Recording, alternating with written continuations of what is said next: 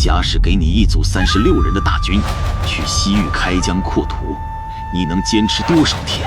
他硬顶了31年。你可以不知道丝绸之路，但必须记住他的名字。他携36骑，独守西域31载，以夷制夷，打服了华夏1/5的疆土，让西域50余国尽数归汉。我这辈子没见过这么疯的狠人。他本是抄书小吏，3代人都是拿笔杆子，只有他爱上了握刀铡人。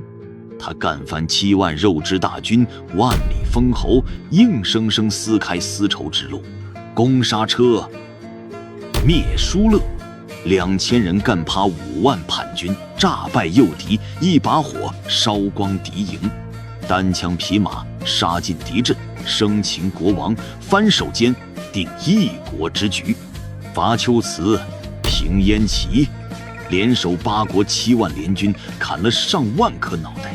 班经所指，胡马不敢南下，他被西域人贵称最强化石人，更让后世子孙拍着胸脯吼：西域自古就是咱的地盘。他叫定远侯班超，投笔从戎就从他这儿开的头。老子是班超手底下的死忠，第一次对他服到五体投地，就是鄯善国那场不要命的血战。那年头大汉虽强，但西域这鬼地方，胡人遍地窜，匈奴北边蹲，肉之南边瞅，各国国王全是墙头草。朝廷派咱36号人去黄沙漫天的西域开疆拓土，说白了就是送死。朝里那帮穿官袍的老爷们估计觉得咱这伙人连个响屁都蹦不出来，但咱有班超，永平16年跟着将军就36个兄弟杀到鄯善国，这破地方是西域门户，跟咱的命根子一样重要。起初鄯善王还算客气，没过2天，这孙子眼神闪躲，说话支支吾吾，活像偷了汉家粮仓。班司马那双眼比狼还毒，他直接戳破当下险境。匈奴的狗屎尘来了，就扎在10里外。鄯善王这怂货被匈奴人忽悠瘸了，今晚咱去宰了那帮杂碎。这话一撂，兄弟们心里直打鼓。匈奴人啊，草原上的豺狼，使者身边能没护卫吗？36人闯敌营，不是找死吗？但将军下一句话直接点燃了所有人的血性：不入虎穴，焉得虎子？现在不动手，等他们勾搭成奸，咱连全尸都留不下。机会就在今晚，干不干？老子带头冲，要死我先死。是啊，咱是汉家的儿郎，跟着这样的班司马，怕个屌！干他娘的！半夜，风声跟鬼嚎似的。咱摸到匈奴营地外，那帮孙子正喝酒吹牛，压根没防备。将军一挥手，放火，瞬间火光冲天，匈奴人鬼叫着往外窜。将军抡刀就砍，弟兄们，杀光他们！36条恶狼扑进敌营，将军冲在最前，一刀一个，砍人如剁菜。他冲进主帐，几声惨叫后，匈奴使者的脑袋直接滚了出来，剩下的匈奴兵全吓尿了，被咱追着砍成肉泥。这一仗从放火到结束还没1炷香的功夫，36个人干掉了几十个匈奴精锐，这他娘的说出去谁信？天亮前，将军提着血淋淋的脑袋砸进鄯善王宫，那国王瘫在地上哆嗦，将军一脚踹翻人头。跟汉还是跟匈奴，你选吧。鄯善王当场跪地喊爹，永世效忠大汉。这一战，西域各国彻底怂了。但谁能想到，干出这事儿的班超之前只是个抄书的。班司马口齿辩疾，博览群书不假，可屁股根本坐不住。哥哥班固给他讨得个校书郎的抄书差事，他却当个最闲的差。有次他在大街上碰到个相面的道士，人家给他说：“你额头如燕，颈脖如虎，飞翔食肉，这是万里封侯的相貌啊。”班超原本就不爱抄书，只是处于补贴家用，才勉强找了个差事。这老道士一说，他更是怀疑自己往后的前途了。后来他又沾了哥哥的光，被皇帝赏了个兰台令史文官。结果他心思根本没在舞文弄墨上，动不动就说要罢官。咱后来听班司马身边最老的弟兄说过，有一天班司马抄书抄累了，猛地把笔往桌上一扔，那笔都摔断了。他站起来骂了一句：大丈夫无他志略，犹当孝父戒子。张骞立功异域，一去封侯，安能久视笔砚艰乎？投笔从戎这词就是他骂出来的。后来他就跑去军营从军了。这家伙一开始并非将军，他没有关系，从一个小兵做起，靠着胆识和谋略，在军营里摸爬滚打，机会来得很快。永平16年，窦固将军要打匈奴，点名要了他。到了军营，他像换了个人，那些笔杆子练出来的手，握上刀枪，竟然比谁都稳，都狠。第1仗蒲类海战，他砍匈奴人砍到手软，腰间挂满人头。窦将军一看这小子够疯，有脑子，于是就派他带着一队人到西域去探路。这队人就是咱这36个，36人进匈奴地盘，跟送死没区别。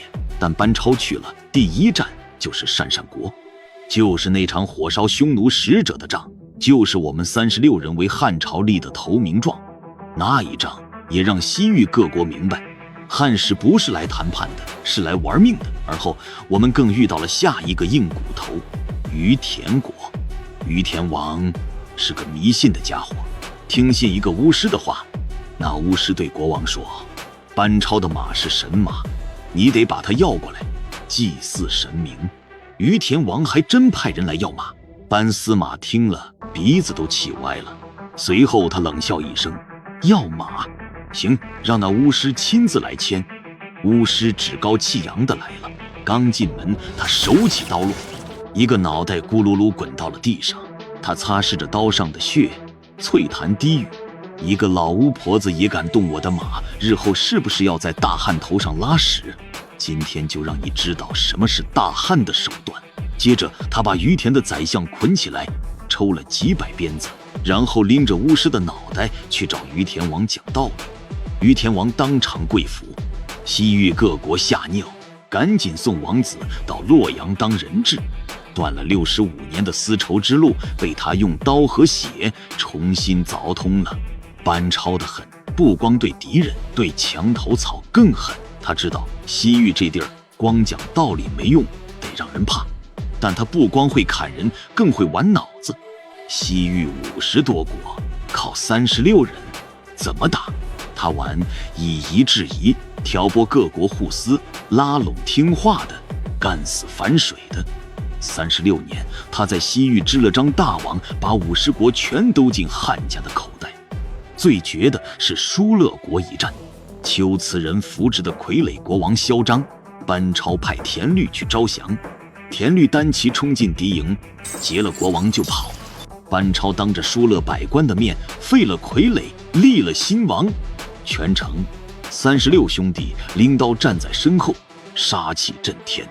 永平18年，汉地驾崩，西域大乱。匈奴趁此机会大举入侵边境，联合燕齐国攻陷了西域都护府。班司马情况也不容乐观，龟兹联合姑墨，大举进攻疏勒。新帝恐我们势孤力单，难以立足，下诏召班超回国。班司马得到圣旨后犹豫许久，可君命岂敢不从？次日便收拾行李，欲带着我们离开疏勒。哪知疏勒街道上，全城民众早早涌上街头，他们伏地跪求司马留下。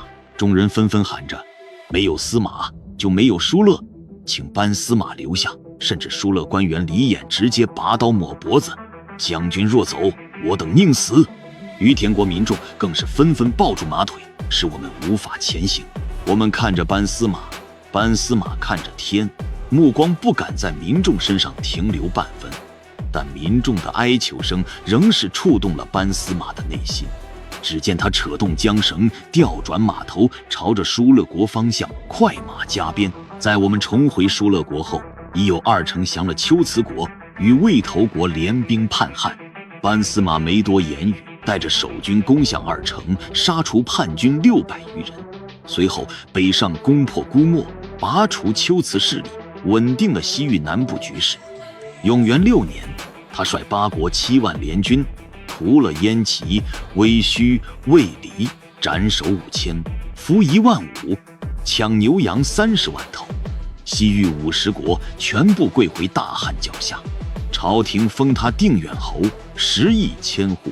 他在西域熬了31年，风沙啃骨，断粮断水，兄弟一个个倒下。